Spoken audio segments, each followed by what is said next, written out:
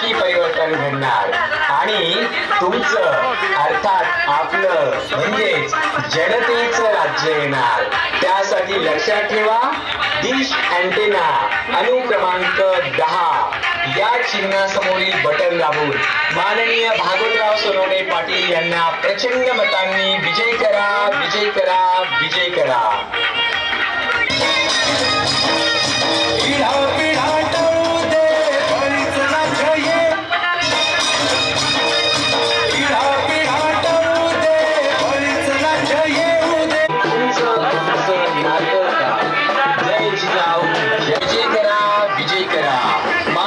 भागवतराव सोनवणे पाटील यांना प्रचंड मतांनी विजय करा, विजय करा, विजय करा।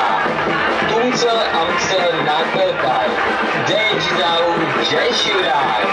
एवढ्यात या विधानसभेला नक्की परिवर्तन घडणार आणि तुमचं अर्थात आपलं म्हणजेच जनतेचं राज्य येणार।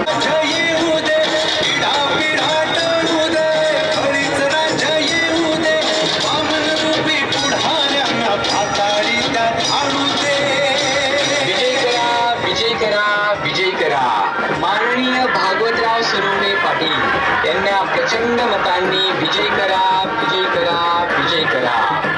तुमचं आमचं नातं काय?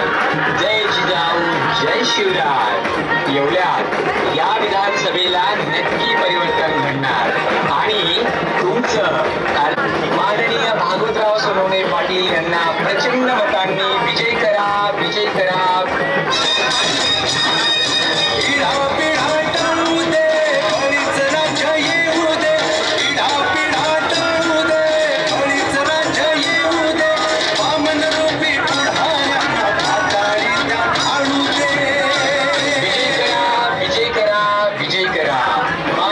भागवतराव सोनवणे पाटील यांना प्रचंड मतांनी विजय करा, विजय करा, विजय करा। तुमचं आमचं नातं काय? जय जिजाऊ, जय शिवराय। एवढ्यात या विधानसभेला नक्की परिवर्तन घडणार आणि तुमचं अर्थात आपलं म्हणजेच जनतेचं राज्य येणार। त्या विजय करा।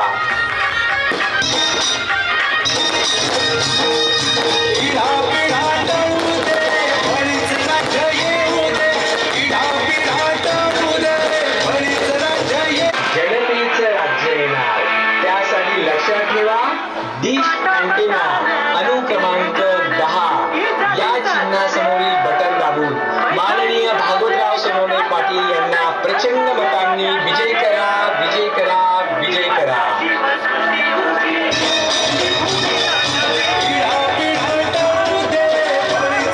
अनुक्रमांक 10 या चिन्हासमोरील बटन दाबून माननीय भागवतराव सोनवणे पाटील यांना प्रचंड मतांनी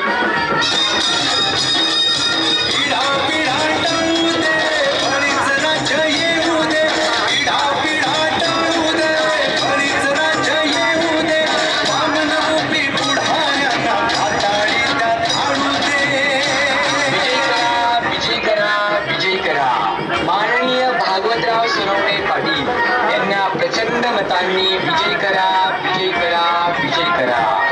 तुमचं आमचं नातं काय? जय जिजाऊ, जय शिवराय।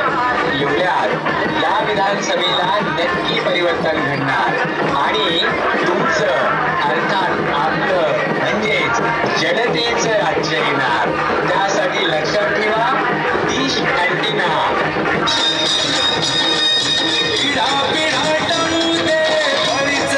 पाटील यांना प्रचंड मतांनी विजय करा, विजय करा, विजय करा। तुमचं आमचं नातं काय? जय जिजाऊ, जय शिवराय। एवढ्यात या विधानसभेला नक्की परिवर्तन घडणार आणि तुमचं अर्थात आपलं म्हणजेच जनतेचं राज्य येणार। त्यासाठी लक्षात ठेवा, डिश अँटेना अनुक्रमांक 10 या चिन्हासमोरील बटन दाबून माननीय भागवतराव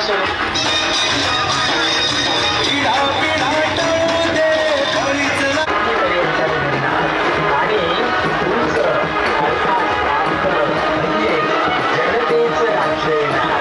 त्यासाठी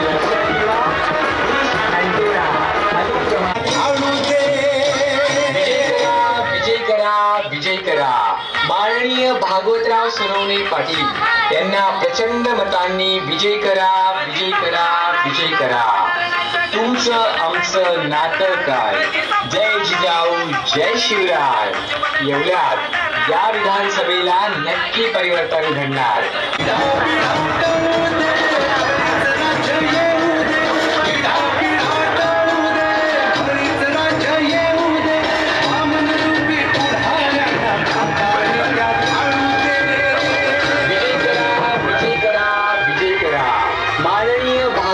सोनवणे पाटील यांना प्रचंड मतांनी विजय करा, विजय करा, विजय करा. तुमचं आमचं नातं काय. जय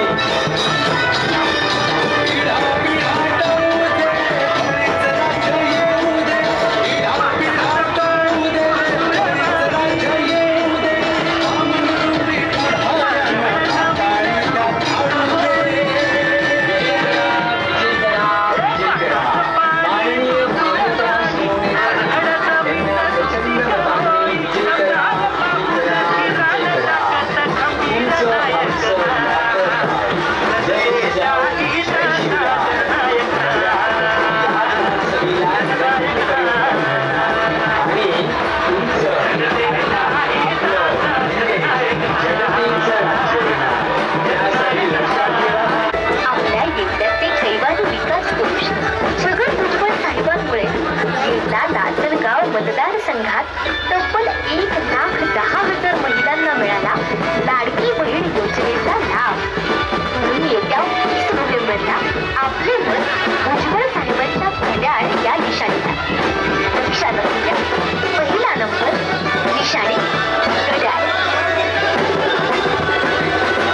विजय करा, विजय करा. माननीय भागवतराव सोनवणे पाटील यांना प्रचंड मतांनी विजय करा, विजय करा, विजय करा. तुमचं आमचं नातं काय. जय जिजाऊ, जय शिवराय. एवढ्यात या विधानसभेला नक्की परिवर्तन घडणार. आणि तुमचं अर्थात आपलं म्हणजेच जनतेचं राज्य येणार. त्यासाठी लक्षात ठेवा, अँटेना क्रमांक 10 या चिन्हासमोरील बटन दाबून माननीय भागवतराव सोनवणे पाटील यांना प्रचंड मतांनी विजय करा, विजय करा, विजय करा.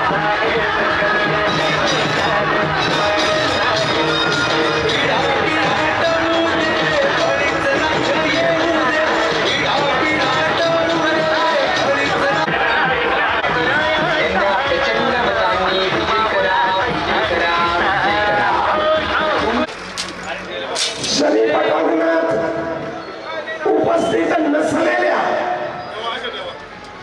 पटांगणात उपस्थित नसलेल्या येवला लासलगाव विधानसभा मतदारसंघातील 3,26,746 मतदारांना माझा म्हणजे भागवतराव सोनवणे पाटील यांचा मानाचा मुजरा. ही जगातील पहिली सभा आहे. ही जगातील पहिली सभा आहे जिथे फक्त वक्ता बोलतोय. ही जगातील पहिली सभा आहे जिथे फक्त वक्ता बोलतोय आणि समोर श्रोता नाहीये. कारण तुम्हाला माहितच आहे की आपल्या भारताचं राजकारण किती गलिच्छ झालेलं आहे. अहो जी समोर आपण जे जनता आलेली बघतो ती कशी असते ते तुम्हाला मला वेगळं सांगायची गरज नाही. तोच प्रयोग मलाही करता आला असता. हे शनी पटांगण गर्दीने तुडुंब भरवता आलं असतं. त्यासाठी पैशांची साधन संपत्तीची कमतरता नव्हते. परंतु या भारत देशातील मतदारांना मला चुकीची सवय लावायची नाही. मतदारांमध्ये वैचारिक परिवर्तन व्हावं म्हणून आज मी या शनी पटांगणातील मोकळ्या प्रचार मैदानाला संबोधित करत आहे. मित्रांनो, माझी सर्वात पहिल्यांदा मी आपल्याला ओळख करून देतो. या मोकळ्या मैदानामध्ये हा आवाज भागवतराव सोनवणे यांचा आहे.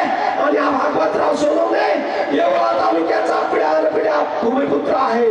गेल्या 400 वर्षापासून माझे पूर्वज या तालुक्यात राहतात.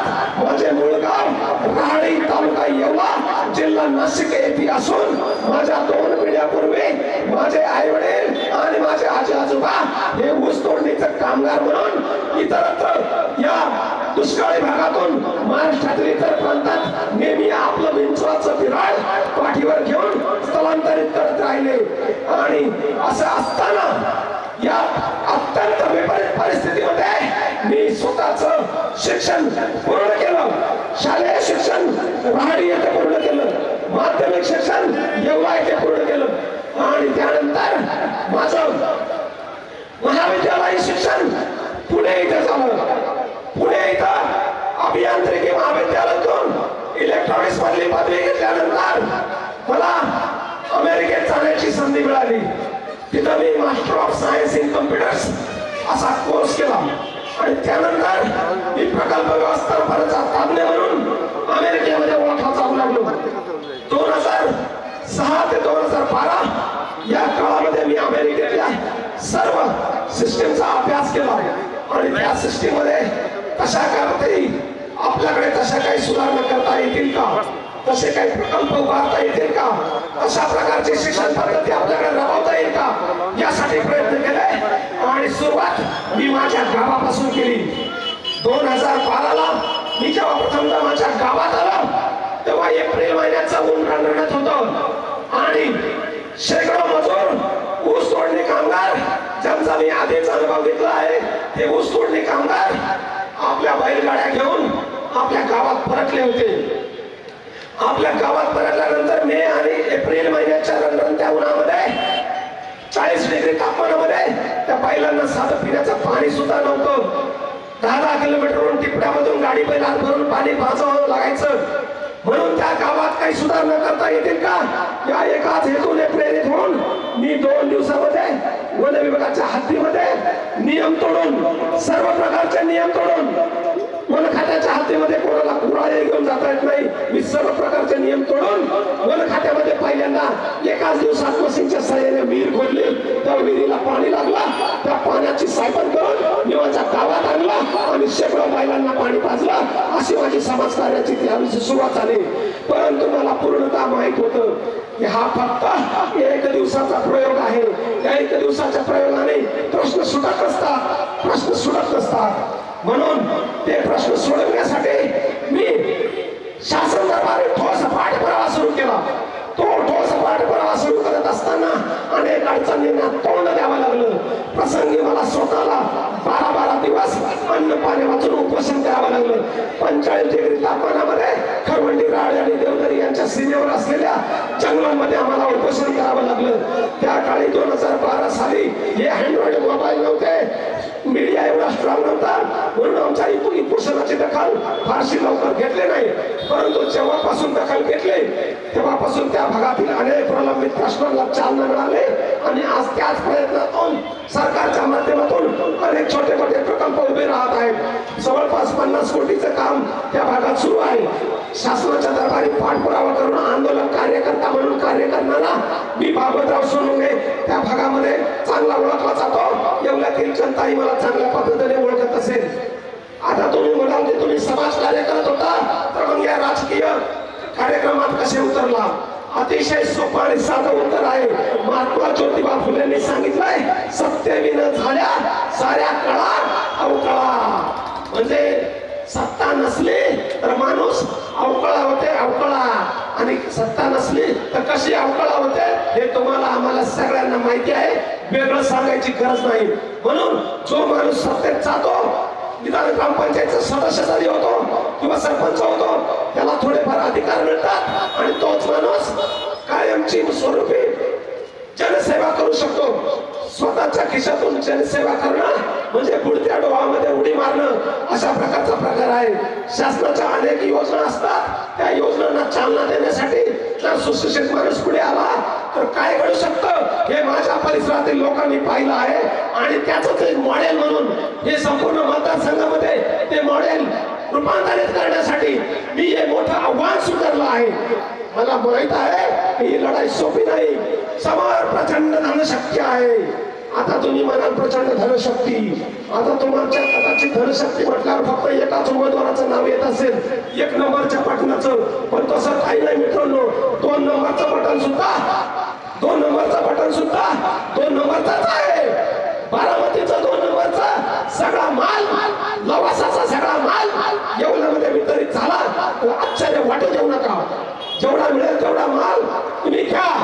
सगळं 2 नंबरचाच आहे एवढं लक्षात ठेवा. जेव्हा तुम्ही 1 नंबरचं बटन दाबाल तेव्हा लक्षात ठेवा की ते जर 1 नंबर असतील तर हे दुसरे 2 नंबर आहेत आणि हे दोघं एकमेकांचे सख्खे भाऊ आहेत.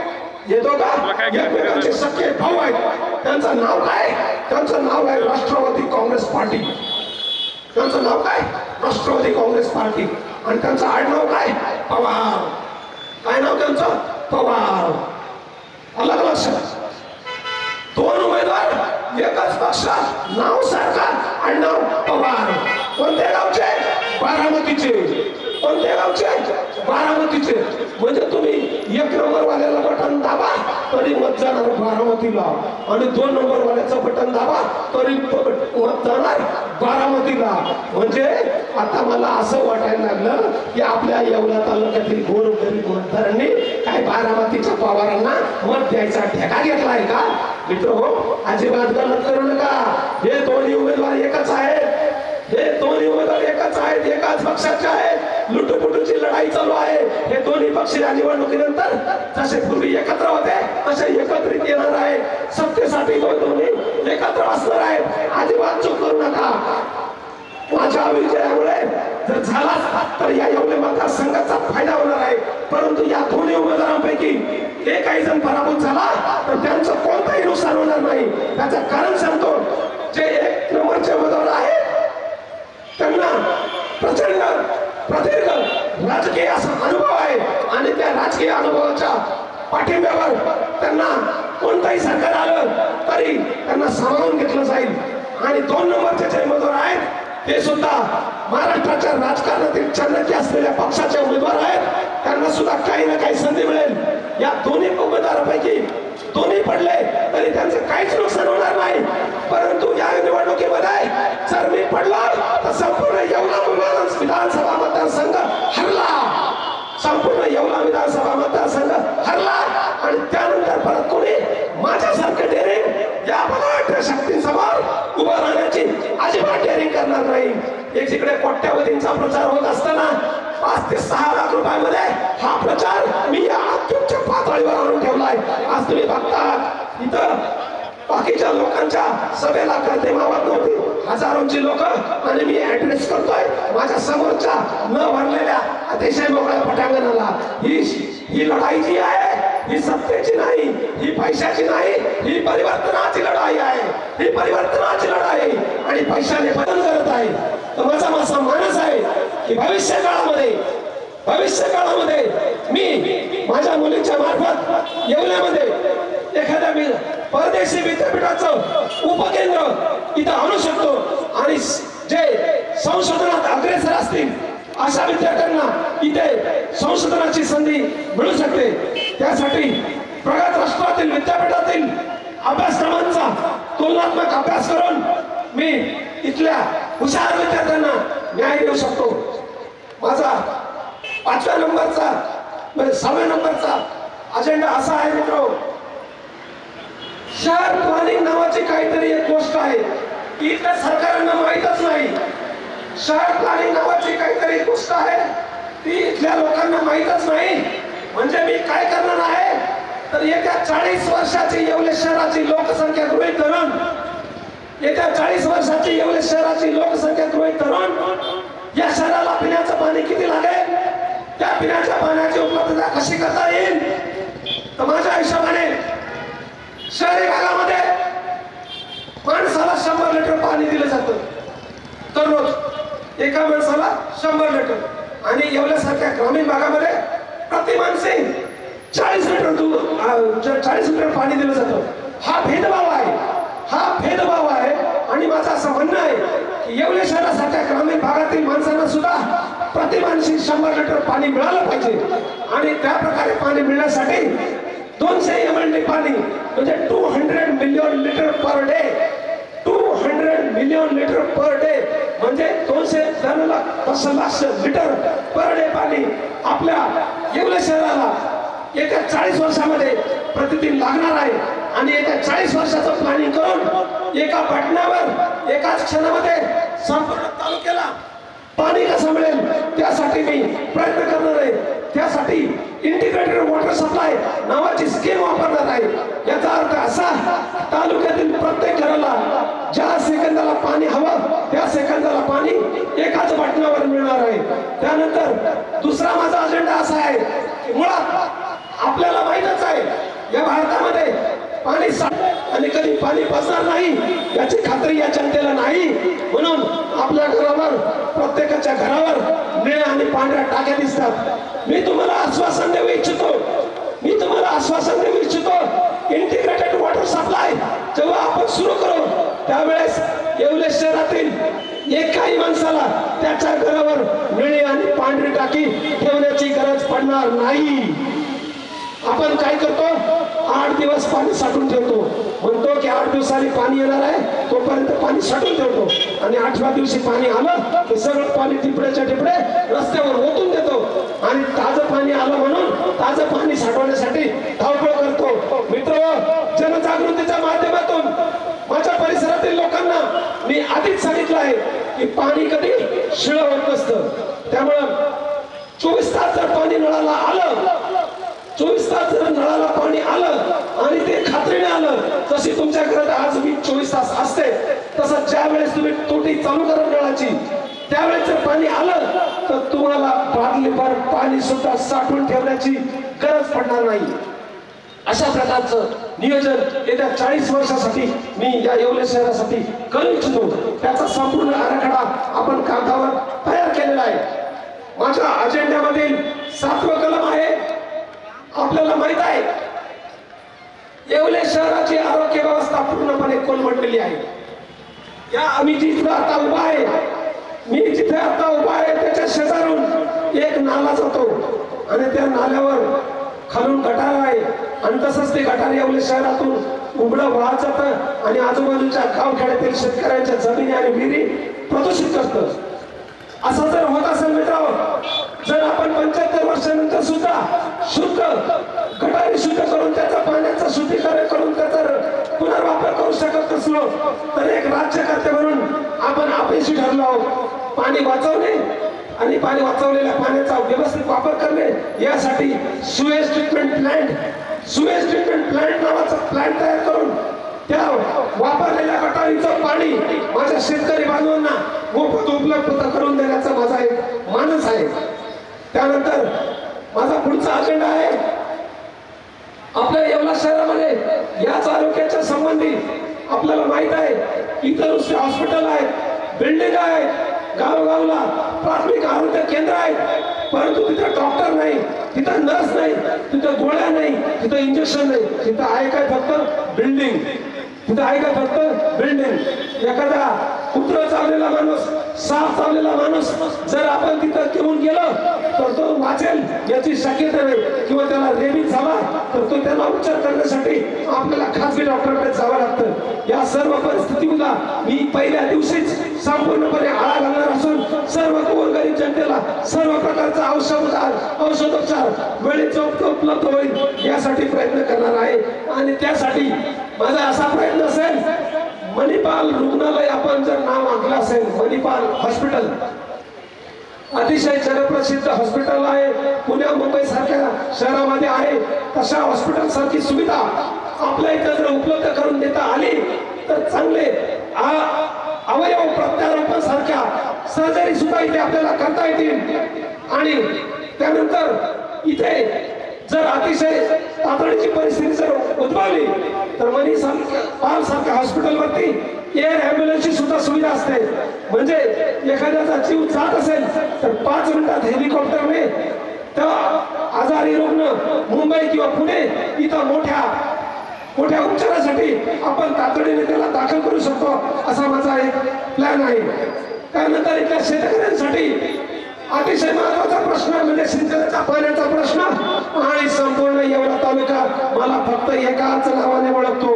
लोक मला माझ्या नावाने ओळखत नाही. हे माझं पॅम्पलेट एक दिवस वरच्या देवभावामध्ये गेला आणि त्या माणसाने वरती नाव बघितलं, त्याला नाव कळलं नाही, परंतु त्या कंसामध्ये ज्या 2-3 गोष्टी लिहिल्या होत्या त्याच्यामध्ये असं लिहिलं होतं, संयोजक नाशिक जिल्हा जल हक्क संघर्ष समिती. म्हणजे नाशिक जिल्ह्यामध्ये माझी ओळख माझ्या नावाने नाही तर माझ्या कामाने आहे, ती जल हक्क संघर्ष समितीच्या रूपाने आहे. या जल हक्क संघर्ष समितीच्या माध्यमातून अनेक साठवण तलाव आपण सरकारच्या माध्यमातून मार्गी लावलेले आहेत. त्यानंतर माझा पुढचा असा अजेंडा आहे, आपल्या विद्यमान लोकप्रतिनिधींनी चांगले प्रयत्न करून त्यांना होईल तेवढा शक्यता असेल, आपल्याला म्हणायचं नाही की त्यांनी प्रयत्न कमी केले, त्यांचे प्रयत्न असतील, परंतु माझ्या हिशोबाने ते प्रयत्न तोकडे होते. अजूनही जास्तीचे प्रयत्न करता आले असते. त्यांच्याकडे मोठा पद होतं, त्यांच्याकडे मोठी प्रतिष्ठा होती, त्यांच्याकडे मोठं वजन होतं. ते वजन खर्ची करून त्यांनी सरकार झुकून किमान 10,000 कोटीचा एखादा प्रकल्प पाण्याचा आपल्या येवला तालुक्यामध्ये आतापर्यंत आणायला पाहिजे होता. त्यांनी आणलेला आहे. 1,000 कोटीचा प्रकल्प आहे, मोठा आहे, चांगला आहे. पश्चिमेकडे आणि पश्चिमेकडे जाणारं पाणी पूर्वेकडे वळवण्यासाठी प्रयत्न स्तुत्य आहे, परंतु माझं म्हणणं आहे की ते प्रयत्न तोकडे आहेत. म्हणून मी आम्हाला आपल्या नुसत्या सत्तेने परिवर्तन होत नाही, तुमच्या डोक्यात विचार असले पाहिजेत. विचारांनी परिवर्तन होऊ शकते आणि ही परिवर्तनाची लढाई आम्ही विचाराने जिंकणार आहोत. ही परिवर्तनाची लढाई आम्ही विचाराने जिंकणार आहोत. आता तुम्ही म्हणाल की तुम्ही या निवडणुकीमध्ये उभे राहिले, मग तुमचा काहीतरी अजेंडा असेल, तर मग या विधानसभा मतदारसंघाची विकासाच्या तुमच्या कल्पना काय आहे? तर माझ्या विकासाच्या कल्पना आहेत मित्रांनो, त्या या येवले विधानसभा मतदारसंघातील मतदारांनी आधीच अनुभवल्या आहे. गेली 14 वर्ष मी तपश्चर्या करतोय, अनेक प्रकारच्या आंदोलन उपोषण करतोय आणि त्याच वेळेस एक तंत्रज्ञ म्हणून सुद्धा माझं नाव लौकिक मी या इंजिनिअरिंगच्या क्षेत्रामध्ये कमावलेलं आहे. आता या दोन्ही उमेदवारांनी कोणताही जाहीरनामा 12 नोव्हेंबर पर्यंत प्रसिद्ध केला नव्हता. म्हणजे महाराष्ट्रातली सर्वात हाय व्होल्टेज निवडणूक, महाराष्ट्रातली सर्वात हाय व्होल्टेज निवडणूक आणि दोनही प्रमुख पक्षांच्या उमेदवारांना त्यांचा जाहीरनामा सुद्धा प्रसिद्ध करता आला नाही. मी माझा जाहीरनामा 12 नोव्हेंबर रोजी प्रसिद्ध केला आणि त्या जाहीरनाम्यामध्ये मोजून स्पष्ट 11 कलम लिहिली. तो 11 कलमांचा कागद आपल्यापर्यंत मला पोहोचवसा सुद्धा आला नाही, परंतु सोशल मीडियाच्या माध्यमातून माझी 11 कलम तुमच्यापर्यंत नक्की पोहोचले असतील. त्याचा मी 11 कलमाचा थोडक्यात उहापोह करणार आहे. तर मित्रांनो, ही निवडणूक गेल्या अनेक वर्षामध्ये, मी तर म्हणेन स्वातंत्र्यानंतर अनेक वर्षानंतर ज्या निवडणुका झाल्या त्या निवडणुकांपेक्षा वेगळी आहे, अतिशय वेगळी आहे. आपण बघतो टोकाचं सामाजिक ध्रुवीकरण झाले आहे, टोकाचा जातीयवाद वळवलेला आहे. एका बाजूला एका जातीचा द्वेष करायचा, दुसऱ्या बाजूला व्यक्तिद्वेष करायचा, असा दोन्ही बाजूंनी प्रचंड जातीद्वेष आणि व्यक्तिद्वेष सुरू आहे. आपल्याला हे सर्व थांबवायचं आहे. या निवडणुकीनंतर आपल्याला या येवले तालुक्यातून सर्व प्रकारचा जातीवाद दोन्ही बाजूचा, सर्व प्रकारचा व्यक्तिद्वेष दोन्ही बाजूचा तो संपवायचा आहे आणि तो संपवण्याचा एकमेव मार्ग आहे. मी तुम्हाला आता सांगितलं, चल पहिल्या क्रमांकाचं बटन निवडून आला तर लोक म्हणतील मराठ्यांची कशी ठासली, लोक म्हणतील मराठ्यांची कशी ठासली. आणि 2 नंबरचं बटन जर निवडून आलं तर लोक म्हणतील ओबीसीची कशी ठासली. म्हणजे सगळ्या महाराष्ट्रात एकतर ओबीसी नाराज होईल नाही तर मराठा नाराज होईल. मित्र हो, लक्षात घ्या, सर्व जाती धर्मांना सोबत घेऊन जाणारा पाठ्या तुमच्या समोर उभा आहे. सर्व जाती धर्मांना सोबत घेऊन जाणारा पाठ्या तुमच्या सोबत आहे. मराठा आरक्षणाच्या भूमिकेमध्ये मी सर्वात अग्रभागी असलो तरी कुठल्याही समाजावर कोणत्याही प्रकारचा अन्याय होऊ नये यासाठी वेळोवेळी मी बंडखोरीची भूमिका सुद्धा त्या मराठा आरक्षणाच्या व्यासपीठावर सुद्धा घेतली आहे. सर्व वाईट तत्वांना मी त्या वेळोवेळी विरोध केला आहे. आणि जो राज्यातला सर्वात मोठा प्रश्न आहे मराठा आरक्षणाचा, मराठ्यांना ओबीसी मधून आरक्षण मिळालं पाहिजे अशी समाजाची भावना आहे आणि त्यासाठी प्रचंड मोठ्या प्रमाणात 1.5 वर्षात आंदोलन झाले. त्या संपूर्ण आंदोलनाला माझा संपूर्ण पाठिंबा आहे. परंतु काही अडचणी आहेत, तांत्रिक अडचणी आहेत. आता म्हणजे येत्या 20 वर्षात या देशामध्ये कोणतंही सरकार आलं तरी मराठ्यांना ओबीसी मधून 50%च्या आतून आरक्षण मिळणं कधीच शक्य नाही, शक्य नाही, शक्य नाही. त्याचं कारण आहे 23 मार्च 1994 रोजी 23 मार्च 1994 रोजी या महाराष्ट्राचे जाणते राजे 4 वेळा मुख्यमंत्री राहिलेले माननीय शरद पवार साहेब यांनी मराठा आरक्षणामध्ये खुंटी घालून ठेवली. इतकी मोठी खुंटी घातली की ती उपसता कोणत्या सरकारांना शक्य होत नाही. आणि म्हणूनच दरम्यानच्या काळामध्ये मराठा समाज आम्हाला द्या, कोणतंही आरक्षण द्या अशी मागणी करत होता. त्या मागणीला थोड्याफार प्रमाणात यशही येत होतं. परंतु जेव्हापासून मराठ्यांना ओबीसीतून आरक्षण द्या, 50%च्या आतून द्या, तेव्हापासून या महाराष्ट्रातलं वातावरण सर्व प्रकारे दूषित झालं आहे. परंतु मी तुम्हाला सांगू इच्छितो की हा प्रश्न अतिशय चांगल्या प्रकारे आपण सोडवू शकतो.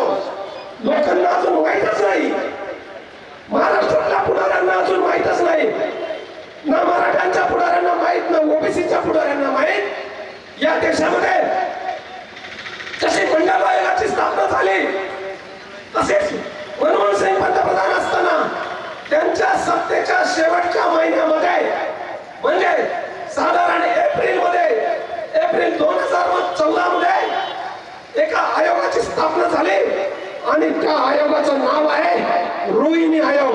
लक्षात ठेवा मित्र, रोहिणी आयोग. घरी जाऊन प्रत्येकाने गुगलवर सर्च करा रोहिणी आयोग. रोहिणी आयोग काय आहे?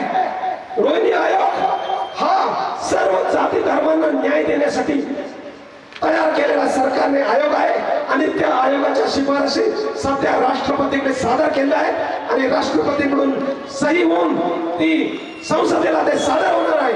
आणि त्या रोहिणी आयोगाच्या माध्यमातून ओबीसी मधल्या सर्व गोरगरीब घटकांना न्याय तर मिळणारच आहे.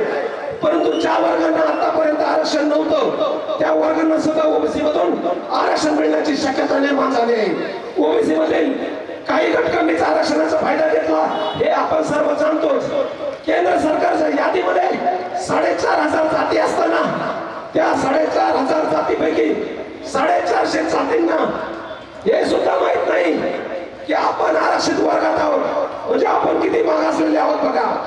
आपल्या देशात इतके गरीब लोक आहेत की त्यांना हे सुद्धा माहित नाही की आपण आरक्षित वर्गात आहोत आणि ते आरक्षण मिळवण्यासाठी आपल्याला काय करावं लागेल. त्यांच्याकडे शाळा सोडण्याचा दाखला नाही, त्यांच्याकडे जन्म नोंदीचे पुरावे नाहीत. आपण काय करतोय त्यांना माहित नाही. त्यांचा धंदा काय ते त्यांना रोज पोट भरतात, एका ठिकाणून बिराडून चालतात, दुसऱ्या ठिकाणी जातात.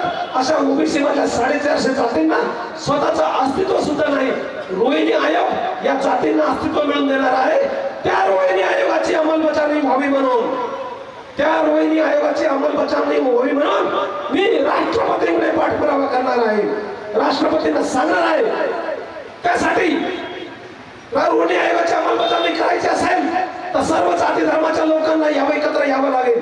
मग तो आरक्षित वर्ग असेल किंवा अनारक्षित वर्ग असेल, या सर्वांनी एकत्र येऊन जर पाठपुरावा केला तर रोहिणी आयोगाला मोदी सरकार मान्यता देऊ शकते आणि मान्यता दिल्यानंतर सर्व जाती धर्मांना योग्य टक्केवारीच्या आतून आरक्षण मिळेल आणि त्यात मराठा समाज सुद्धा असेल, त्याला सुद्धा ओबीसी मधलं आरक्षण मिळू शकेल असा मला पूर्ण विश्वास आहे आणि त्यासाठी मी पाठपुरावा करणार आहे. हे झालं माझं पहिलं कलम.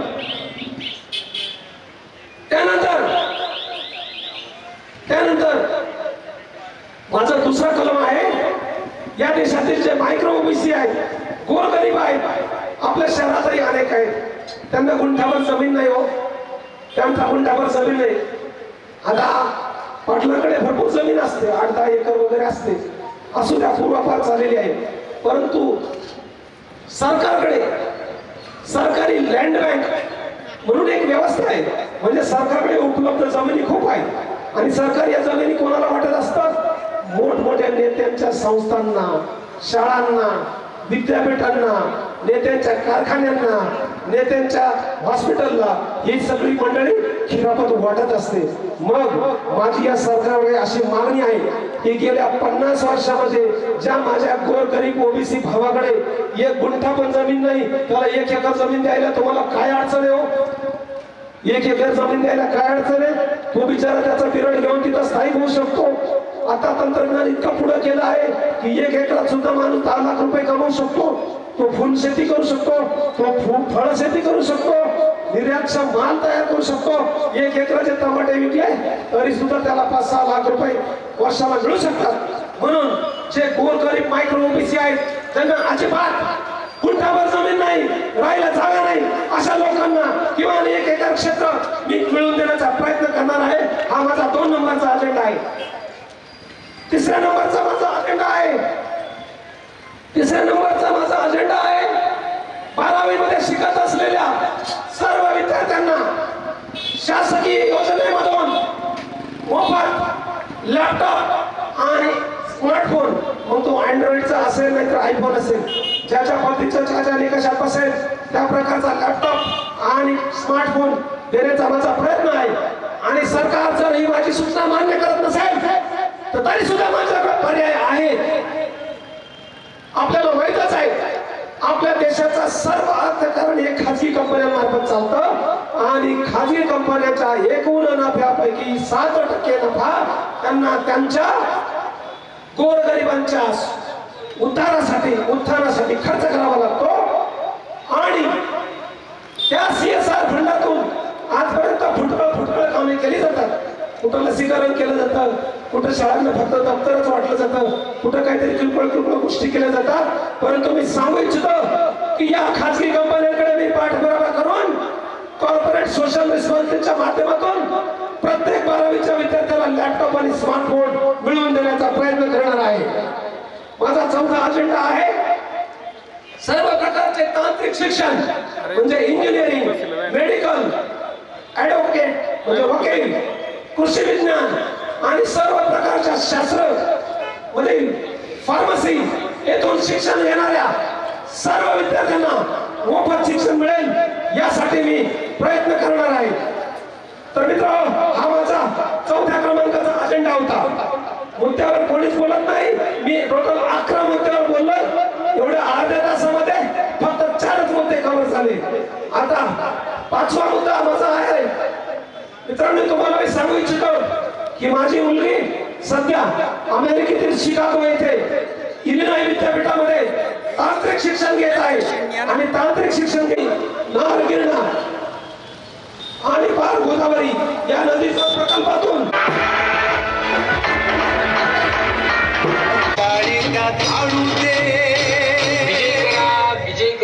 विजय करा. माननीय भागवतराव सोनवणे पाटील यांना प्रचंड मतांनी विजय करा, विजय करा, विजय करा.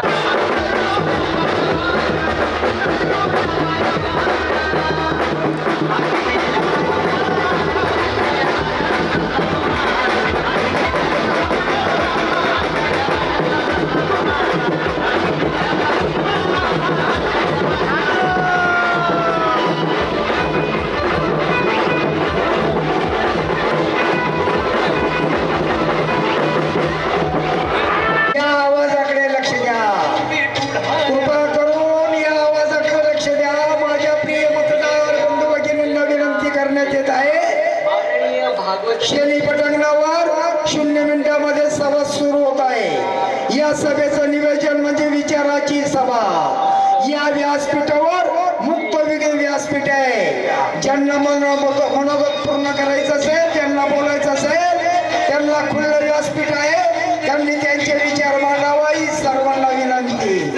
आपल्या निवेदन सभेचं लगेच सुरू होत आहे. या सभेचे निवेदन चालू आहे आणि आपण या विचाराची सभा ऐकण्याची कृपा करावी. सभा आहे माननीय भागवतराव पाटील सोनवणे. माझ्या सोबत राहिले त्यांनी मला प्रचंड साथ दिली. गाव खेड्यातील माणूस आहे, गाव खेड्यातील माणूस आहे, शिक्षण नाही तरी सुद्धा त्यांना वाटलं की आपण काहीतरी करू शकतो. म्हणून ते कोणाच्याही दबावाला बळी न पडता कोणाच्याही फोनला न घाबरता माझ्या समोर किती 15 दिवस आहेत त्यांना मी विनंती करतो की त्यांनी शेवटचं मनोगत व्यक्त करावं थोडक्यामध्ये आणि मतदारांचे आभार मानावे. जरी आपल्याला जेवढी मतं मिळतील ते आम्ही तुमचा आशीर्वाद म्हणून मान्य करून तुम्ही आम्हाला विजयी केला तर तो सुद्धा आमचा प्रसाद असेल, आम्ही तो नम्रपणे स्वीकारू. आणि जरी तुम्ही आम्हाला पराभूत केला तरी नव्या उमेदीने आम्ही परत लढू. या येवल्यासाठी काही ना काही करण्याचा प्रयत्न करत राहू. आमचा संघर्ष संपला नाही, आमचा संघर्ष संपणार नाही असं जाहीर करतो आणि त्यांना विनंती करतो त्यांनी 2 शब्द थोडक्यात मांडावे. किंवा मी पाठपुरावा करून सुरू केलेले प्रकल्प असतील या सर्व प्रकल्पांना चालना देण्याचं काम जसं माझं आता चालू आहे त्याच पद्धतीने मी पुढेही चालू ठेवेल. मी अशी आपल्याला ग्वाही देतो आणि माझा हा 11 कलमी अजेंडा आता संपलेला आहे. जर हे बघा ही सभा नव्हती, मी आधी जाहीर केलं, ही विचार मंथन सभा होती, हे विचारांचं व्यासपीठ होतं, ही सभा नव्हती म्हणून इथं आम्ही कोणाला निमंत्रित केलं नव्हतं आणि निमंत्रित केलं नव्हतं त्याच प्रकारे आम्ही इथं कोणाला कोणतंही आमिष दाखवून गर्दी बोलवली नव्हती, आणली नव्हती. आणि पुन्हा एकदा सांगू शकतो माझी तशी क्षमता नव्हती असं नव्हे. जर तेच करायचं असतं तर त्यांच्यात आणि माझ्यात बदलतो काय ते आणि मी सारखाच असं मानलं गेलं असतं. म्हणून या रिकाम्या मैदानापुढे मी आज बोलत आहे. मी जरी रिकाम्या मैदानापुढे बोलत असलो तरी आज हा जे युग आहे हे विज्ञानाचा युग आहे आणि माझा हा आवाज 3,26,000 मतदारांपुढे पोहोचलेला असेल संध्याकाळपर्यंत अशी मला पूर्ण खात्री आहे. आणि या परिवर्तनाच्या लढाईमध्ये मी आपल्याला आव्हान करतो की सहभागी व्हा. आपल्याला ओबीसींना हरवायचं नाही, आपल्याला ओबीसींना हरवायचं नाही, आपल्याला मराठ्यांची जिरवायची नाही, आपल्याला मराठ्यांची जिरवायची नाही, आपल्याला हिंदूंची जिरवायची नाही, आपल्याला मुस्लिमांची जिरवायची नाही, आपल्याला कटेंगे भी नाही व्हायचं, आपल्याला बटेंगे भी नाही व्हायचं, आपल्याला झुटेंगे व्हायचंय, लढेंगे व्हायचंय, जितेंगे व्हायचंय. आणि मी काय देतो जर मी निवडून आलो तर हे जे 5-6 आणि 11 कलम मी तुम्हाला सांगितले हे सगळे कलम मी अंमलात आणल्याशिवाय राहणार नाही. त्याच्याही पुढची सांगतो मित्र, त्याच्याही पुढची गोष्ट सांगतो. आज 5 वाजता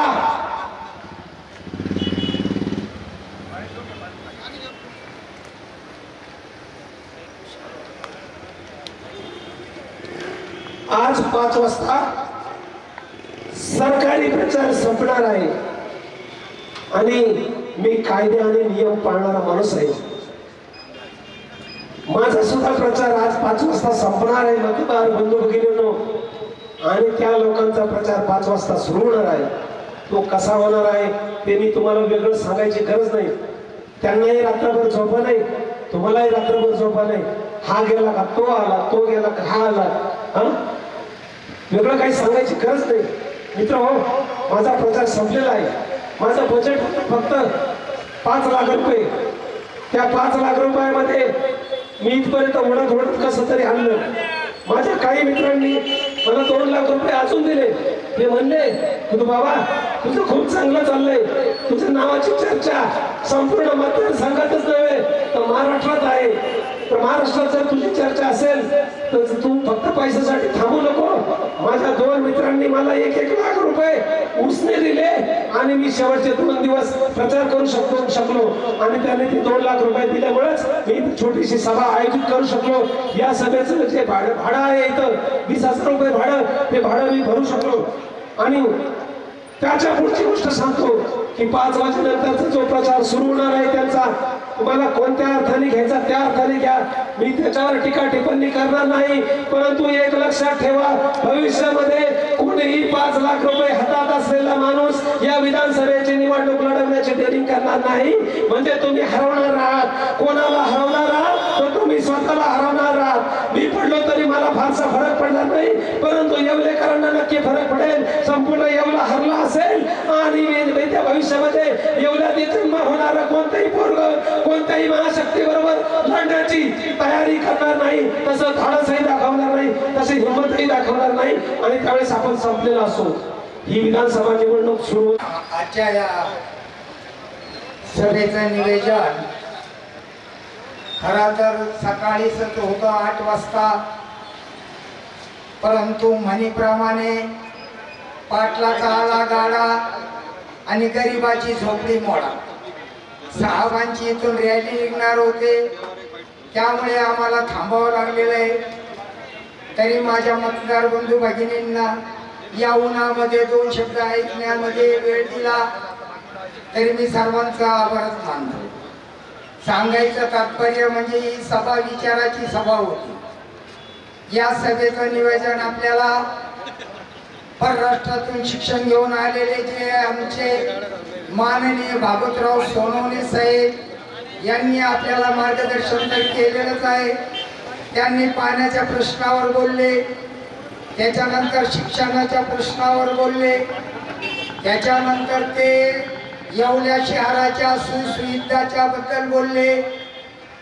सर्व काही त्यांनी त्यांचा जाहीरनामा या ठिकाणी प्रगट केलेला आहे. त्यांच्या जाहीरनाम्यामध्ये जी काही माहिती दिली ती आपण ध्यानात घ्यावा आणि त्या पद्धतीने साहेबाला चांगल्या प्रकारे मदत करावी. दुसरा प्रश्न असा की आपल्या मतदारसंघामध्ये या ठिकाणी जी काही निवडणूक होऊ घातलेली आहे त्या निवडणुकीमध्ये आपल्याला एक मराठा योद्धा जरांगे पाटील सांगून गेलेले की जे मराठ्याच्या आरक्षणाला विरोध करतात त्यांना जमिनीत काढा. विचार करा मतदार बंधू भगिनींनो की आपल्याला मराठा आरक्षणाला कोणी विरोध केला. पहिला प्रथम मी सांगेन 1994 ला शरदचंद्रजी पवार यांनीच विरोध केला. यांनी 50% आरक्षण पोच करून दिलं. त्याच वेळेस आरक्षणाचा पोपट मिळाला. आणि आताही छगन भुजबळ साहेब मराठ्यांच्या आरक्षणावर आक्षेप घेतात, त्यांच्या कुणबी रद्द करा म्हणतात. याची सर्व मतदार बंधू भगिनींना नोंद घ्यायला पाहिजे आवर्जून. मी सगळ्यांना विनंती करू इच्छितो, हे दोन्ही उमेदवार एकाच घरातले आहे.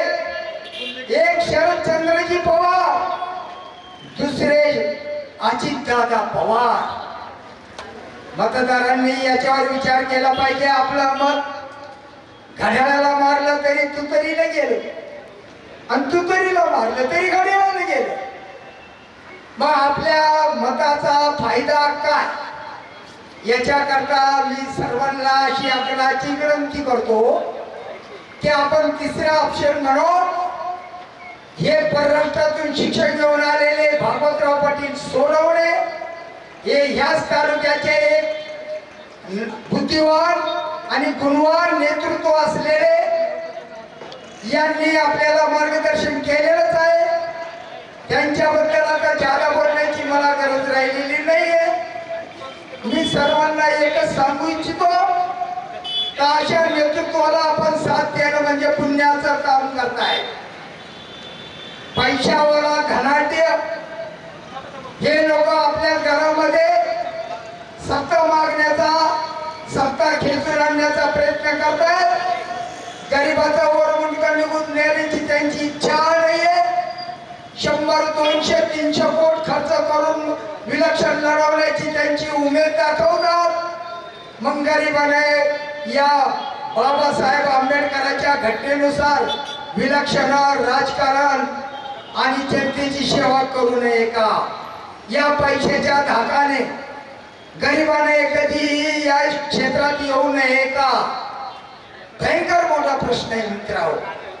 म्हणून मी तुम्हाला आवर्जून सांगू इच्छितो की या सभेचा आणि या विचार मंथनाचा विचार करावा आणि आपल्या भावी पिढीला तरुण तडफदार उमेदवाराला साथ द्यावी आणि त्यांचाच विजय करावा. ही सर्व निशाणी अँटिना, त्यांची निशाणी आहे डिश अँटिना. त्यांचा अनुक्रमांक नंबर आहे 10वा. खाली बटन दाबायचं 10व्या क्रमांकावर एक नंबरला जर दाबलं तर ते बारामतीला जाईल, दुसरा दाबलं तरी बारामतीला जाईल. एवढ्या करता काय? हा विचार येवल्याकरांच्या मतदारांनी विचार केला पाहिजे. आणि मी सर्वांना आवर्जून सांगतो की नंबर अनुक्रमांक नंबर 10 दिश अंटिना भागवतराव पाटील सोडवणे हे तरुण तडफदार उमेदवार असून हे बुद्धिवान आहे. आपल्याला बुद्धीची गरज आहे, पैशाची नाही. पैशाने राजकारण किंवा विकास होत नाही. विकास होत असेल तो बुद्धीने, ज्ञानाने. आणि आपल्याला ज्ञानाशी निगडीत जायचं आहे. आणि ज्ञान म्हणून, बुद्धी म्हणून आपल्याला भागवतराव पाटील सोनवणे यांच्या दिश अंटिनेला प्रचंड मताने विजय करावा ही मी सर्व मतदार बंधूंना विनंती करतो. आणि माझे 2 शब्द संपवतो. जय हिंद, जय महाराष्ट्र. सभाही आपले निवेदन समाप्त झालेली आहे. विचारांची सभा आपली या ठिकाणी सर्वांनी शांततेत ऐकली. सर्वांना मी धन्यवाद देतो. समाप्त झालेली कार्यक्रम समाप्त झालेला. आणि कधी पाणी पाजणार नाही याची खात्री या जनतेला नाही. म्हणून आपल्या घरावर, प्रत्येकाच्या घरावर निळ्या आणि पांढऱ्या टाक्या दिसतात. मी तुम्हाला आश्वासन देऊ इच्छितो इंटिग्रेटेड वॉटर सप्लाय जेव्हा आपण सुरू करू त्यावेळेस येवले शहरातील एकाही माणसाला त्याच्या घरावर निळी आणि पांढरी टाकी ठेवण्याची गरज पडणार नाही. आपण काय करतो, 8 दिवस पाणी साठवून ठेवतो. म्हणतो की 8 दिवसांनी पाणी येणार आहे, तोपर्यंत पाणी साठवून ठेवतो. आणि 8व्या दिवशी पाणी आलं की सगळं पाणी टिपड्याच्या टिपडे रस्त्यावर ओतून देतो. आणि ताजं पाणी आलं म्हणून ताजं पाणी साठवण्यासाठी धावपळ करतो. मित्र, जनजागृतीच्या माध्यमातून माझ्या परिसरातील लोकांना मी आधीच सांगितलं आहे की पाणी कधी शिळं होत नसतं. त्यामुळं 24 तास जर पाणी नळाला आलं, 24 तास जर नळाला पाणी आलं आणि ते खात्रीने आलं, जशी तुमच्या घरात आज मी 24 तास असते, तसं ज्या वेळेस तुम्ही टोटी चालू करा नळाची, त्यावेळेस जर पाणी आलं तर तुम्हाला बादलीभर पाणी सुद्धा साठवून ठेवण्याची गरज पडणार नाही. अशा प्रकारचं नियोजन येत्या 40 वर्षासाठी मी या येवले शहरासाठी करू इच्छितो. त्याचा संपूर्ण आराखडा आपण कागदावर तयार केलेला आहे. माझ्या अजेंड्यामधील 7वं कलम आहे. आपल्याला माहित आहे येवले शहराची आरोग्य व्यवस्था पूर्णपणे कोलमडलेली आहे. मी जिथे आता उभा आहे त्याच्या शेजारून एक नाला जातो आणि त्या नाल्यावर खालून गटार आहे. आणि तसंच ते गटार येवले शहरातून उघडं वाहत जातं आणि आजूबाजूच्या गावखेड्यातील शेतकऱ्यांच्या जमिनी आणि विहिरी प्रदूषित करतं. असं जर होत असेल मित्रांनो, जर आपण 75 वर्षानंतर सुद्धा शुद्ध गटारी शुद्ध करून त्याचा पाण्याचं शुद्धीकरण करून त्याचा पुनर्वापर करू शकत नसलो तर एक राज्यकर्ते म्हणून आपण अपयशी ठरलो आहोत. पाणी वाचवणे आणि पाणी वाचवलेल्या पाण्याचा व्यवस्थित वापर करणे यासाठी सुएज ट्रीटमेंट प्लांट नावाचा प्लांट तयार करून त्या वापरलेल्या गटारीचं पाणी माझ्या शेतकरी बांधवांना मोफत उपलब्ध करून देण्याचा माझा एक मानस आहे. त्यानंतर माझा पुढचा अजेंडा आहे आपल्या येवला शहरामध्ये याच आरोग्याच्या संबंधी आपल्याला माहित आहे इतर नुसते हॉस्पिटल आहेत, बिल्डिंग आहेत, गावोगावला प्राथमिक आरोग्य केंद्र आहेत, परंतु तिथं डॉक्टर नाही, तिथं नर्स नाही, तिथं गोळ्या नाही, तिथं इंजेक्शन नाही. तिथं आहे काय फक्त बिल्डिंग. एखादा कुत्रा चावलेला माणूस, साप चावलेला माणूस जर आपण तिथं घेऊन गेलो तर तो वाचेल याची शक्यता नाही. किंवा त्याला रेबीज झाला तर तो त्याला उपचार करण्यासाठी आपल्याला खासगी डॉक्टरकडे जावं लागतं. या सर्व परिस्थितीला मी पहिल्या दिवशीच संपूर्णपणे आळा घालणार असून सर्व गोरगरीब जनतेला सर्व प्रकारचा औषधोपचार वेळेत उपलब्ध होईल यासाठी प्रयत्न करणार आहे. आणि त्यासाठी माझा असा प्रयत्न असेल, मणिपाल रुग्णालय आपण जर नाव ऐकलं असेल, मणिपाल हॉस्पिटल अतिशय जगप्रसिद्ध हॉस्पिटल आहे. पुण्या मुंबई सारख्या शहरामध्ये आहे. तशा हॉस्पिटल सारखी सुविधा आपल्या इथं जर उपलब्ध करून देता आली तर चांगले अवयव प्रत्यारोपण सारख्या सर्जरी सुद्धा इथे आपल्याला करता येतील.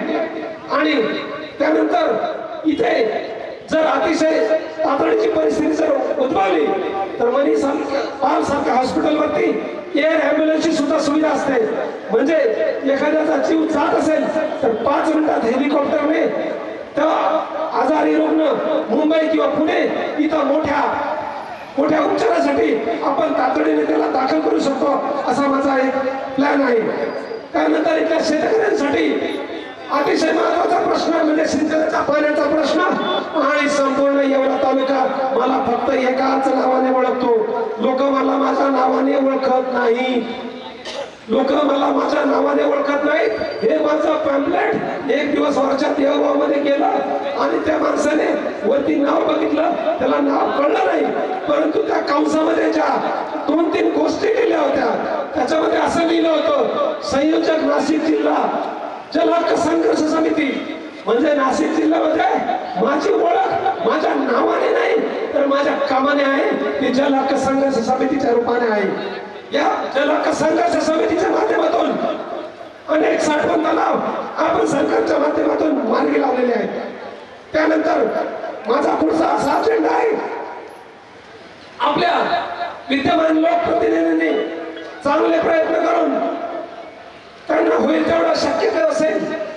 आपल्याला म्हणायचं नाही की त्यांनी प्रयत्न कमी केले, त्यांचे प्रयत्न असतील, परंतु माझ्या हिशोबाने ते प्रयत्न तोकडे होते.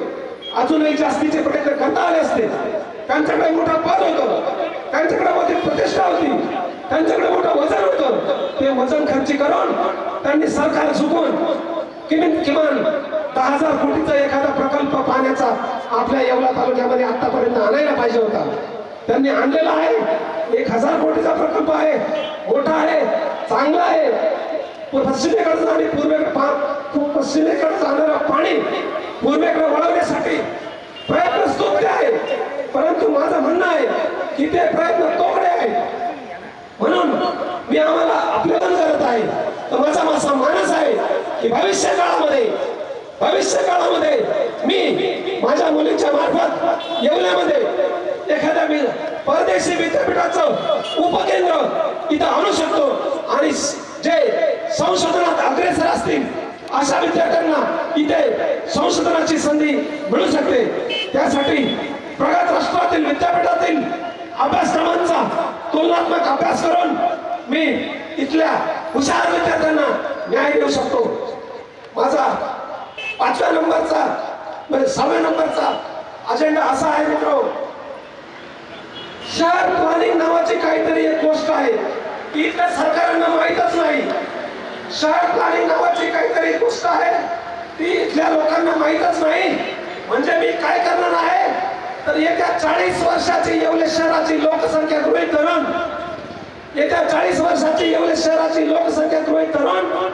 या शहराला पिण्याचं पाणी किती लागेल, त्या पिण्याच्या पाण्याची उपलब्धता कशी करता येईल.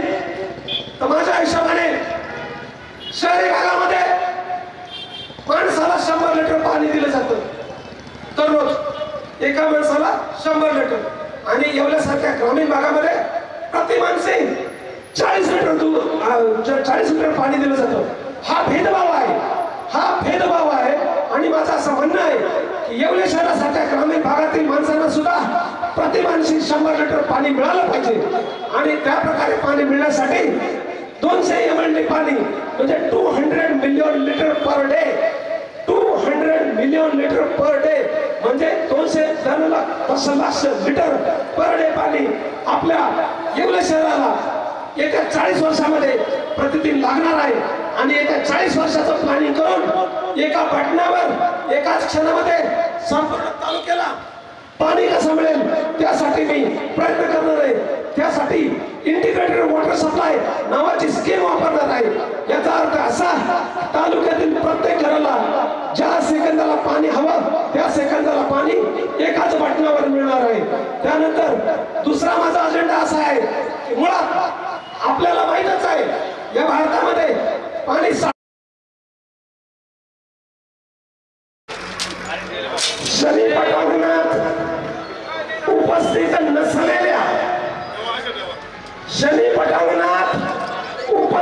नसलेल्या येवला लासलगाव विधानसभा मतदारसंघातील 3,26,000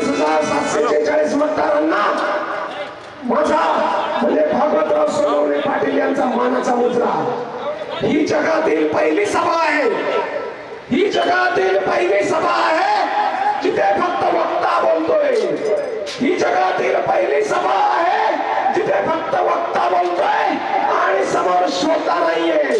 कारण तुम्हाला माहितच आहे की आपल्या भारताचं राजकारण किती गलिच्छ झालेलं आहे. अहो जी समोर आपण जे जनता आलेली बघतो ती कशी असते ते तुम्हाला मला वेगळं सांगायची गरज नाही. तोच प्रयोग मलाही करता आला असता.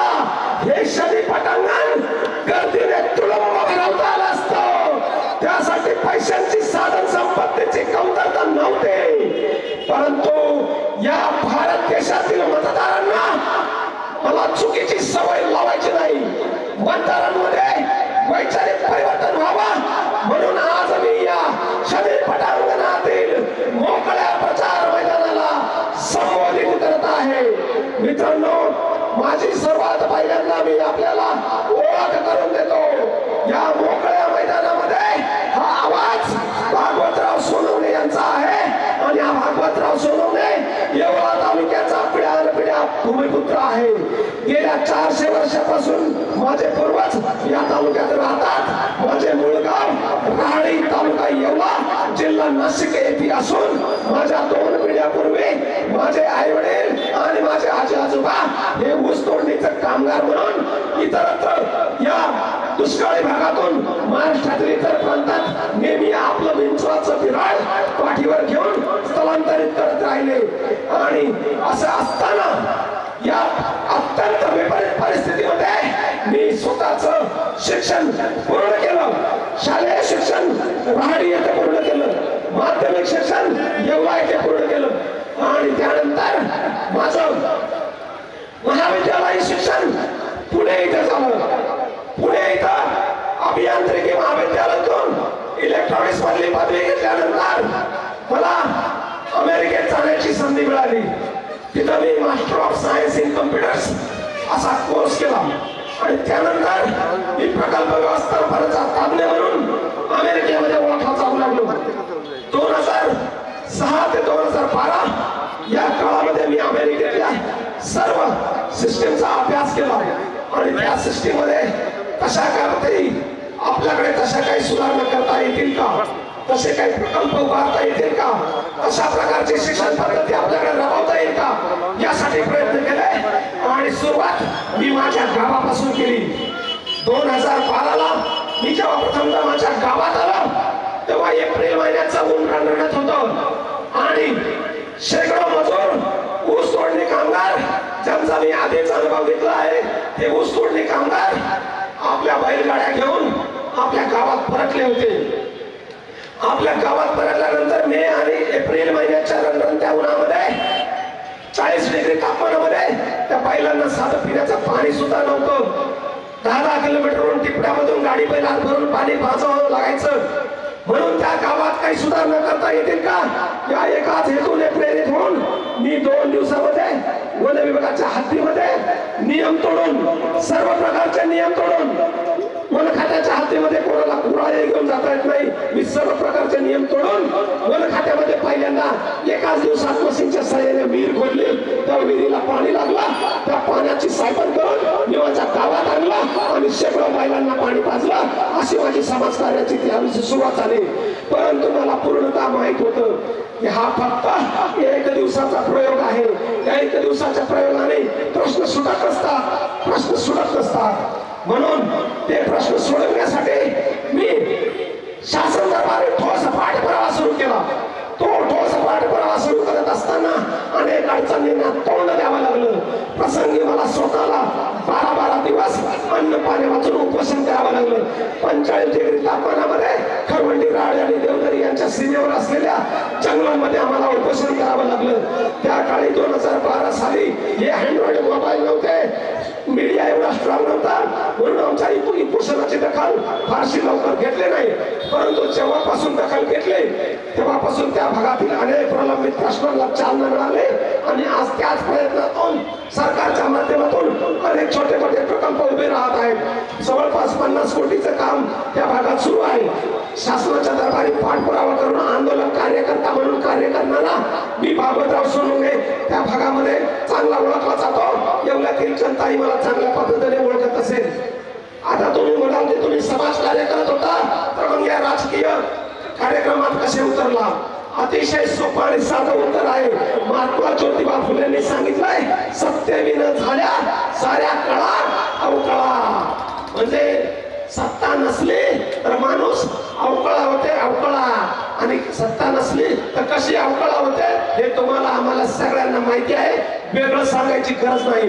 म्हणून जो माणूस सत्तेत जातो, निदान ग्रामपंचायतचा सदस्य जरी होतो किंवा सरपंच होतो, त्याला थोडेफार अधिकार मिळतात आणि तोच माणूस कायमची स्वरूपी जनसेवा करू शकतो.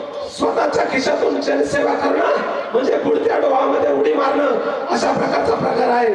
शासनाच्या अनेक योजना असतात, त्या योजनांना चालना देण्यासाठी जर सुशिक्षित माणूस पुढे आला तर काय घडू शकतं हे माझ्या परिसरातील लोकांनी पाहिलं आहे.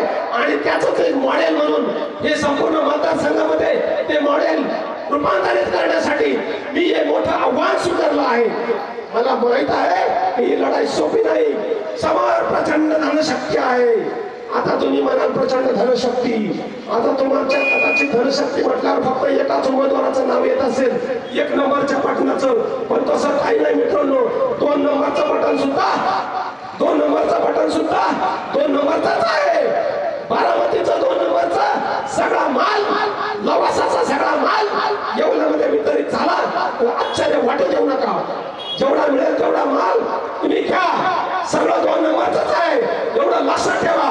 जेव्हा तुम्ही 1 नंबरचं बटन दाबाल तेव्हा लक्षात ठेवा की ते जर 1 नंबर असतील तर हे दुसरे 2 नंबर आहेत. आणि हे दोघं एकमेकांचे सख्खे भाऊ आहेत. हे दोघं एकमेकांचे सख्खे भाऊ आहेत. त्यांचं नाव काय? त्यांचं नाव आहे राष्ट्रवादी काँग्रेस पार्टी. त्यांचं नाव काय? राष्ट्रवादी काँग्रेस पार्टी. आणि त्यांचं आडनाव काय? पवार. काय नाव त्यांचं? पवार. अलग लक्षात. 2 उमेदवार एकच पक्ष, नाव सारखा, आडनाव पवार. कोणत्या गावचे? बारामतीचे. कोणत्या गावचे? बारामतीचे.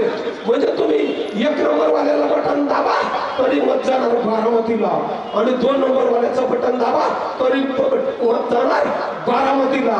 म्हणजे आता मला असं वाटायला लागलं की आपल्या येवला तालुक्यातील गोरगरीब मतदारांनी काय बारामतीच्या पवारांना मत द्यायचा ठेका घेतलाय का?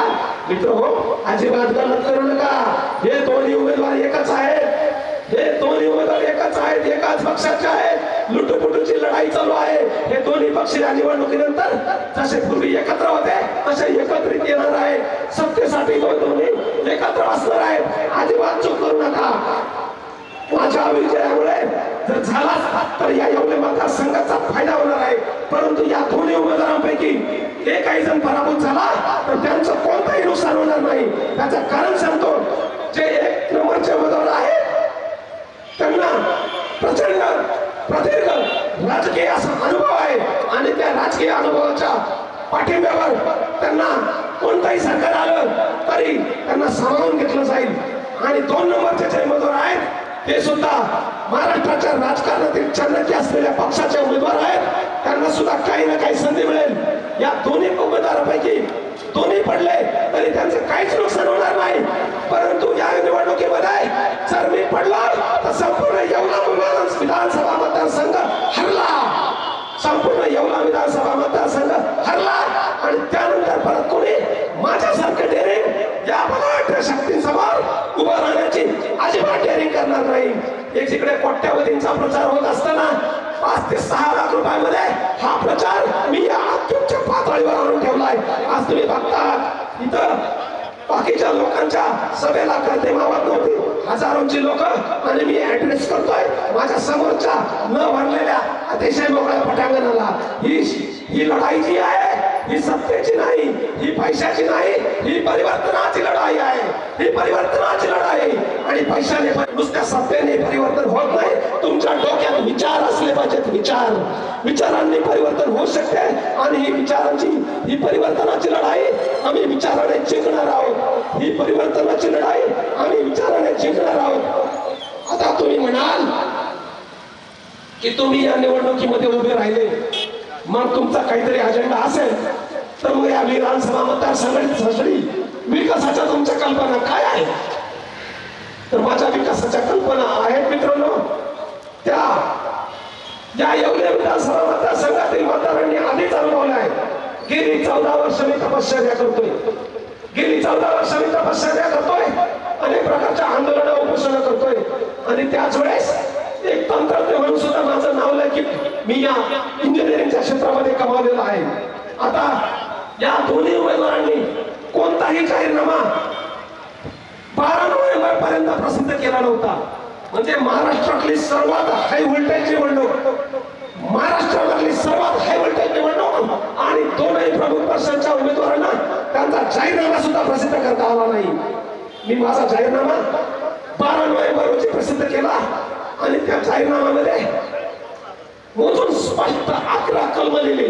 तो 11 कलमांचा कागद आपल्यापर्यंत मला पोहोचवता सुद्धा आला नाही, परंतु सोशल मीडियाच्या माध्यमातून माझी 11 कलम तुमच्यापर्यंत नक्की पोहोचले असतील. त्याचा मी 11 कलमाचा थोडक्यात उहापोह करणार आहे. तर मित्रांनो, ही निवडणूक गेल्या अनेक वर्षामध्ये मी तर म्हणेन स्वातंत्र्यानंतर अनेक वर्षानंतर ज्या निवडणुका झाल्या त्या निवडणुकांपेक्षा वेगळी आहे, अतिशय वेगळी आहे. आपण बघतो टोकाचं सामाजिक ध्रुवीकरण झाले आहे, टोकाचा जातीयवाद बळावलेला आहे. एका बाजूला एका जातीचा द्वेष करायचा, दुसऱ्या बाजूला व्यक्तिद्वेष करायचा, असा दोन्ही बाजूंनी प्रचंड जातीद्वेष आणि व्यक्तिद्वेष सुरू आहे. आपल्याला हे सर्व थांबवायचं आहे. या निवडणुकीनंतर आपल्याला या येवले तालुक्यातून सर्व प्रकारचा जातीद्वेष दोन्ही बाजूचा, सर्व प्रकारचा व्यक्तिद्वेष दोन्ही बाजूचा तो संपवायचा आहे आणि तो संपवण्याचा एकमेव मार्ग आहे. मी तुम्हाला आता सांगितलं, चल पहिल्या क्रमांकाचं बटन निवडून आला तर लोक म्हणतील मराठ्यांची कशी ठासली, लोक म्हणतील मराठ्यांची कशी ठासली. आणि 2 नंबरचं बटन जर निवडून आलं तर लोक म्हणतील ओबीसीची कशी ठासली. म्हणजे सगळ्या महाराष्ट्रात एक तर ओबीसी नाराज होईल, नाही तर मराठा नाराज होईल. मित्र हो, लक्षात घ्या, सर्व जाती धर्मांना सोबत घेऊन जाणारा पाठ्या तुमच्या समोर उभा आहे. सर्व जाती धर्मांना सोबत घेऊन जाणारा पाठ्या तुमच्या सोबत आहे. मराठा आरक्षणाच्या भूमिकेमध्ये मी सर्वात अग्रभागी असलो तरी कुठल्याही समाजावर कोणत्याही प्रकारचा अन्याय होऊ नये यासाठी वेळोवेळी मी बंडखोरीची भूमिका सुद्धा त्या मराठा आरक्षणाच्या व्यासपीठावर सुद्धा घेतली आहे. सर्व वाईट तत्वांना मी त्या वेळोवेळी विरोध केला आहे.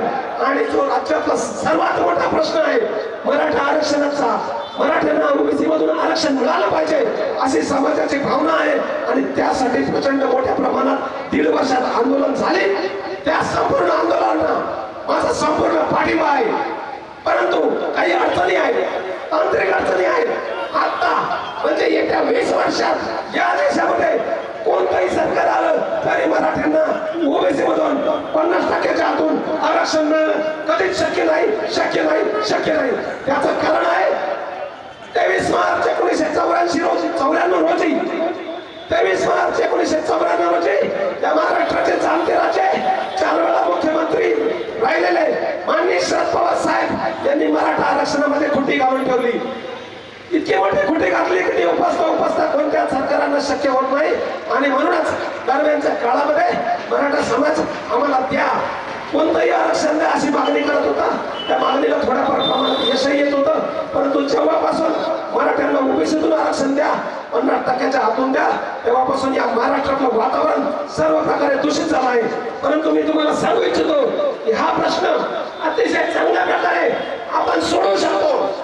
लोकांना अजून माहीतच नाही, महाराष्ट्रातल्या पुढाऱ्यांना अजून माहीतच नाही, ना मराठ्यांच्या पुढाऱ्यांना माहीत, ना ओबीसीच्या पुढाऱ्यांना माहीत. या देशामध्ये कशी मंडळ आयोगाची स्थापना झाली, तसेच मनमोहन सिंग पंतप्रधान असताना त्यांच्या सत्तेच्या शेवटच्या महिन्यामध्ये म्हणजे साधारण एप्रिल 2014 मध्ये एका आयोगाची स्थापना झाली आणि त्या आयोगाचं नाव आहे रोहिणी आयोग.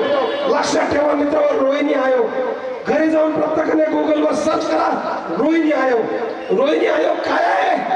रोहिणी आयोग हा सर्व जाती धर्मांना न्याय देण्यासाठी तयार केलेला सरकारने आयोग आहे आणि त्या आयोगाच्या शिफारशी सध्या राष्ट्रपतीकडे सादर केल्या आहेत आणि राष्ट्रपतीकडून सही होऊन ती संसदेला ते सादर होणार आहे आणि त्या रोहिणी आयोगाच्या माध्यमातून ओबीसी मधल्या सर्व गोरगरीब घटकांना न्याय तर मिळणारच आहे, परंतु ज्या वर्गांना आतापर्यंत आरक्षण नव्हतं त्या वर्गांना सुद्धा ओबीसी मधून आरक्षण मिळण्याची शक्यता निर्माण झाली आहे.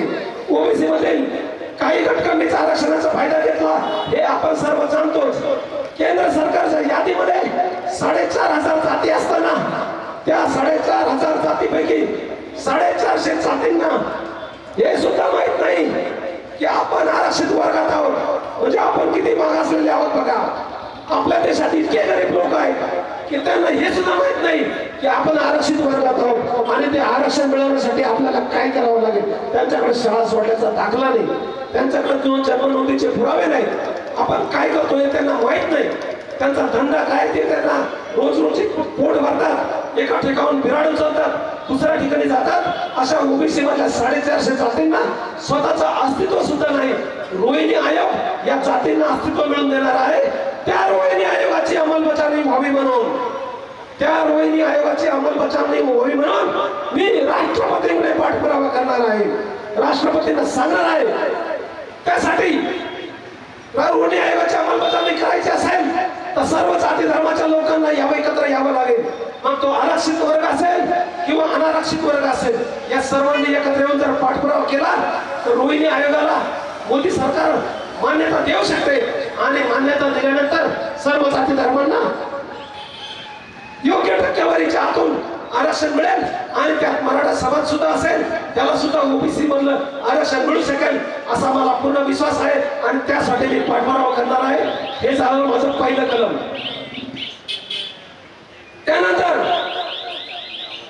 त्यानंतर माझं दुसरा कलम आहे, या देशातील जे मायक्रो ओबीसी आहेत, गोरगरीब आहेत, आपल्या शहरातही अनेक आहेत, त्यांना गुंठावर जमीन नाही हो, त्यांचा गुंठावर जमीन नाही.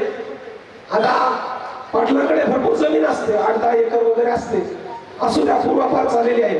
परंतु सरकारकडे सरकारी लँड बँक म्हणून एक व्यवस्था आहे, म्हणजे सरकारकडे उपलब्ध जमिनी खूप आहेत आणि सरकार या जमिनी कोणाला वाटत असतात?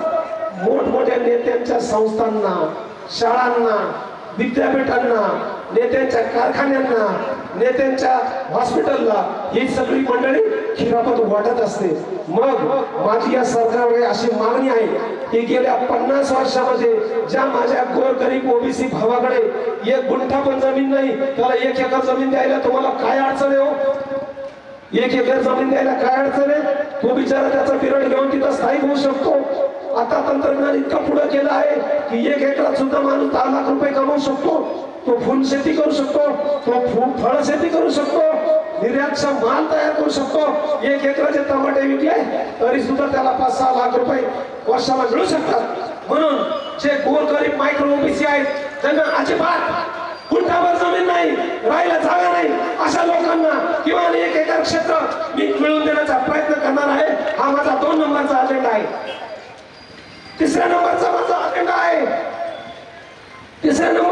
अजेंडा आहे 12वी मध्ये शिकत असलेल्या सर्व विद्यार्थ्यांना शासकीय योजनेमधून मोफत लॅपटॉप आणि स्मार्टफोन, मग तो अँड्रॉइडचा असेल नाही तर आयफोन असेल, ज्याच्या पद्धतीच्या ज्या निकषात बसेल त्या प्रकारचा लॅपटॉप आणि स्मार्टफोन देण्याचा माझा प्रयत्न आहे.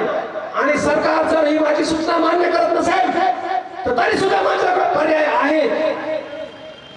आपल्याला माहितच आहे, आपल्या देशाचा सर्व अर्थकारण हे खाजगी कंपन्यांमार्फत चालतं आणि खाजगी कंपन्यांच्या एकूण नफ्यापैकी 7% नफा त्यांना त्यांच्या गोरगरिबांच्या उत्थानासाठी खर्च करावा लागतो.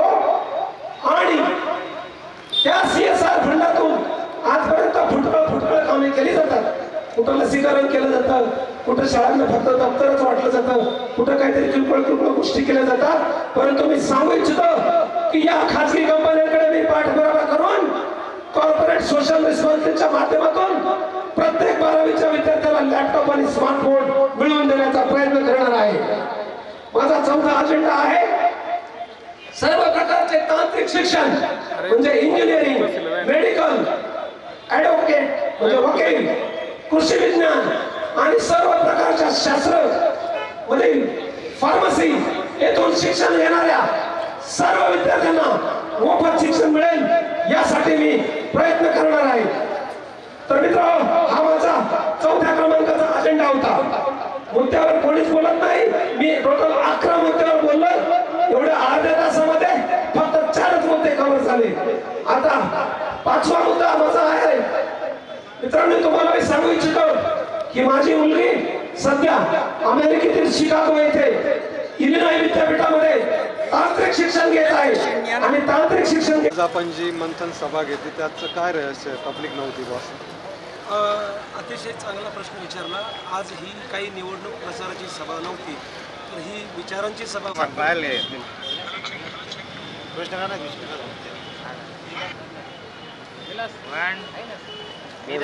मोबाईल आहे का रे? 2 मिनिटं. एक जर श्रोता आणायचा असेल आजच्या प्रचलित पद्धतीमध्ये, किमान त्याला 1000 रुपये, त्याला रोज त्याची रोजीरोटी, त्याचा भत्ता, त्याचं जेवण खाणं, त्याचं येणं जाणं असं करावं लागतं. एक गाडी जर आली 10 माणसं असली त्याला 10,000 रुपये खर्च येतो. तेव्हा माणसं 50,000 लोक इथं आणतात. त्या 50,000 लोकांसाठी जेव्हा 500 गाड्या असतात, त्याचा हिशोब जर केला तर 50-50 लाखामध्ये एक सभा जाते. हा जनतेचा, पैशाचा, साधन संपत्तीचा, देशाच्या साधन संपत्तीचा हा अपव्यय आहे. आपल्याकडे पर्याय उपलब्ध असताना, डिजिटल मीडिया उपलब्ध असताना, उगाच माणसांना फक्त गर्दी दाखवण्यासाठी आणि शक्ती प्रदर्शन करण्यासाठी जो साधन संपत्तीचा जो अपव्यय आहे आणि जी भस्मासुरासारखी संपत्ती, तिचं ओंगळवानं प्रदर्शन आज प्रचलित राजकारणाची पुढारी करत आहेत, ते थांबावं. ते कुठेतरी थांबलं पाहिजे. म्हणून समोर शून्य श्रोते असलेली ही जगातली पहिली मंथन सभा होती आणि या सभेतून मी येवलेकरांना संबोधित करण्याचा प्रयत्न केला. ओके.